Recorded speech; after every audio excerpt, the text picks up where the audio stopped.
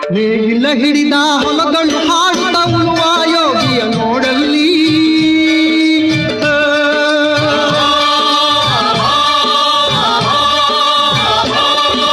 ನೇಗಿಲ ಹಿಡಿದ ಹೊಲಗಳು ಹಾಡುತ್ತ ಉಳುವ ಯೋಗಿಯ ನೋಡಲ್ಲಿ.